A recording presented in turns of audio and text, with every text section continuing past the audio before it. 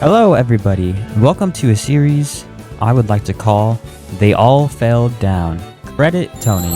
This series I am literally just soloing every boss with every character in the game. I don't know what to expect from the series, but one thing I do expect is there will be a lot of death.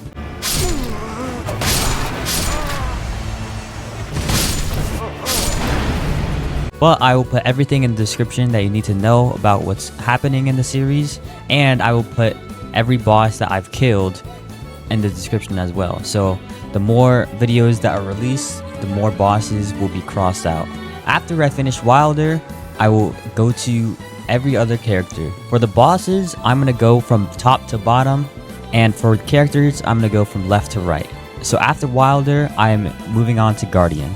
In all honesty, I'm expecting to get all of these bosses done with every character, but I think it will be harder for some people.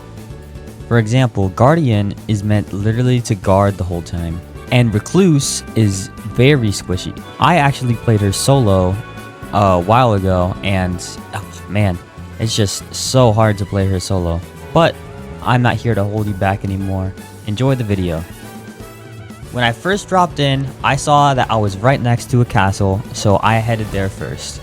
I cleared the first camp and I took the level. The castle had a guardian golem, which in my opinion is one of the easiest bosses to kill at the castle. So I went to a ruins after this and I saw that there was a perfumer here. Now the perfumer is the easy part. As you can see, I kill him very fast here. But, of course,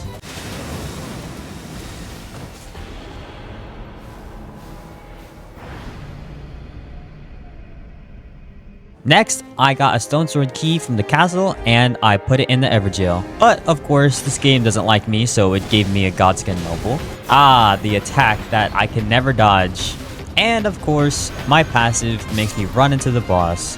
I go back and kill him because he was just a nuisance.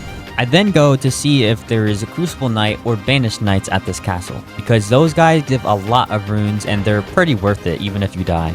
The only thing I don't want is trolls. So I head over to a ruined castle and I fight one of these guys. And in all honesty, I think they're the weakest boss ever. Like, if there's ever a guy right here, just fight him. He's very easy. I don't even know if they should be bosses. They take a lot of damage and they get stunned no matter what. You hit them and they'll be stunned no matter what. Anyways, I killed him and I decided to go to a dungeon to get a smithing stone. The night then came and then I had to face one of these guys. So I decided to use a bewitching branch on him, and now he's my ally. And that actually helped out clear this guy out a lot. Like, it was very fast to clear him out. He then started running towards out of the fire, and then he just stood there. And I didn't know what to do. So I decided to attack him outside of the fire. I did take a little damage, but I had to because it did not seem like the bewitching branch would fall. And I got the Knight's Cavalry, which, in all honesty, is actually not that hard of a boss if you know how he works. Like, if you know all of his attacks, it's actually very easy. They can attack you at the same time, but the thing is, they either attack you so simultaneously that one dodge can clear both of their attacks, or they attack you one by one, but they give you enough time to dodge both of their attacks. The main thing to kill these guys is to get them off their horses and do a huge crit damage to them. I got too greedy. When you're on solo, you get a free revive for every boss fight that comes. Every night you get one extra one, and it resets at the third night. I had 0 flask and I was 1 health. I had to be really careful here.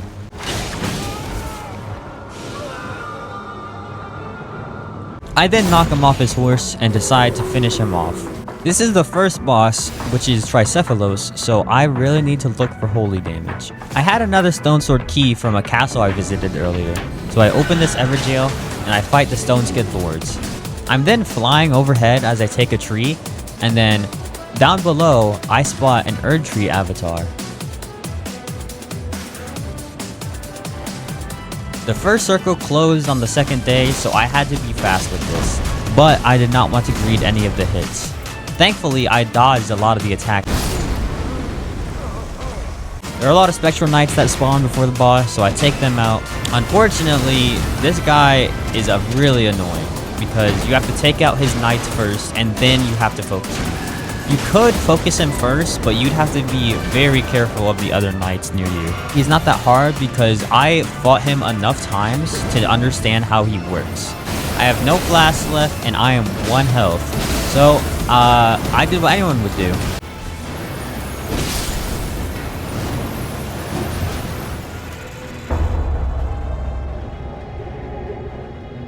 And that's the end of my run. As I drop in, I notice that there is a demon right next to where I'm spawning, which is actually crazy. I actually did a little research post-recording, and apparently this demon is actually not worth it, but for this session, I still paid to get a reward. I decided I need more runes in the long run, so I got the treasure chest, and basically, it would just make you take continuous but very little damage. However, you make more runes for every kill you get. The perfect way to start making runes right away is to do an Everjail, and thankfully I got the Duelist, which in all honesty is one of my favorite Everjail bosses to fight. Nothing much else happened during the whole day, so I just skipped to the night, and of course I fight a bell-bearing hunter. I have faced this guy over maybe 12 times now in this game, and I still do not know his moves. I already used my first revive, and he's not even half health yet. Okay, maybe he is now. About 10 seconds later, I already used my second revive, and there goes my wending race. And if the comedic timing wasn't enough, I get grabbed as soon as I get revived. And as the boss was coming to a close, I died. This was the second night too, so I was gonna face the Nightlord right after this. As I drop in, I kill a ton of things in my way because I spawned near a lot of ruined castles and ruins.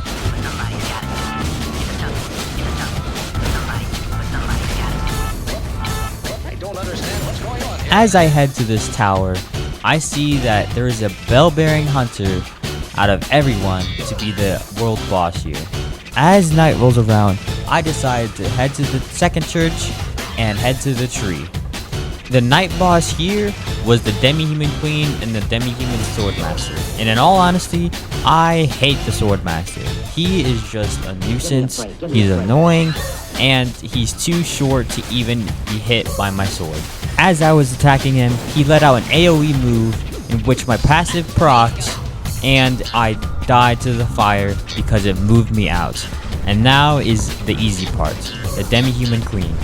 As I said, this was the easy part. It was just about being patient, not letting the little guys hit you, and just, attacking him at a very minimal stance. You just gotta wait for his attacks to go, and then keep attacking him, and then it'll be easy peasy. After the night boss, I decided to head to the middle of the castle to see what enemies they were. As I fall from this mountain, I see this Elder Lion. I just want to say this, I love the Elder Lion. It is such a cool boss, but it's only a world boss and it's not like an actual heavy boss to fight. The rest of the night goes by smoothly, and what I face for the night boss is a tree sentinel with his cavalry. Now, unlike the knight's cavalry, only one will attack you at the same time, and it's actually kind of amazing too, because there are specific times where they will attack you if the tree sentinel commands them to attack you. It's literally just about knowing when he's going to attack you or when he's going to send his soldiers to attack you. This phase is literally just him healing himself and his teammates, and you literally just gotta attack him. I feel like this boss gives you plenty of opportunities to attack him, and it's what makes him not boring, but very simple to fight. After taking care of the tree sentinel, you just can stun lock his cavalry by just attacking them, because a greatsword is very good at stun locking people. And now we've reached the boss. I am very prepared for this because I know all of his attacks. I need to use my ultimate as much as possible in this fight. That way I get to use it the most as I can and get it back as fast as I can. Because if I stance break him, I can crit him and do a lot of damage.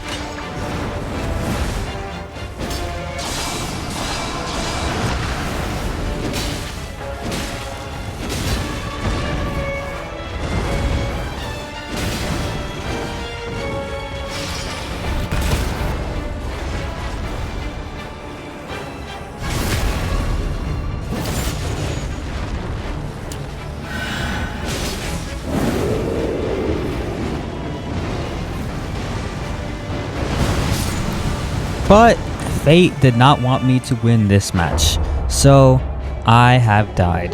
And then, that is when my run ends. I skipped all the way ahead to the second night, and that is when I faced the tree sentinel again.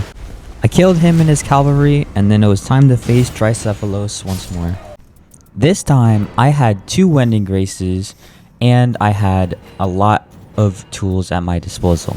If I didn't win this one, I'm just a noob, I guess.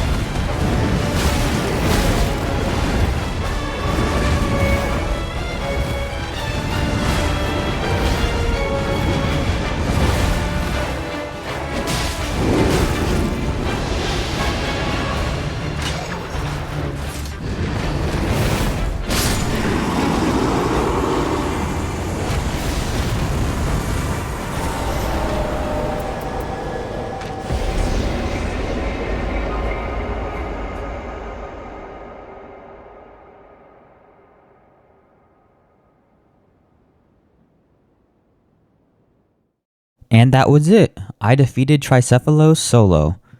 Now that might not be a big accomplishment for a lot of Souls players, but with this being my first Souls game, I consider it a huge accomplishment.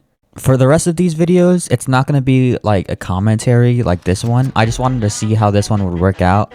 I wanted to see how I like it because I'm trying to like do every kind of video style and see which one I like the most. I did like making the EXE video ones the most, but those take time and I want to consistently create videos. So for now, I will just do my normal one and just talk in real time in game. However, I do still plan on making more EXE videos. They will just be in the middle of my normal projects. So I do definitely want to make more of them. Just be patient and I will be a lot more on top of my videos. And hopefully I can release an EXE video once every month, I'm guessing. So hopefully you guys enjoyed it and I will see you guys next time.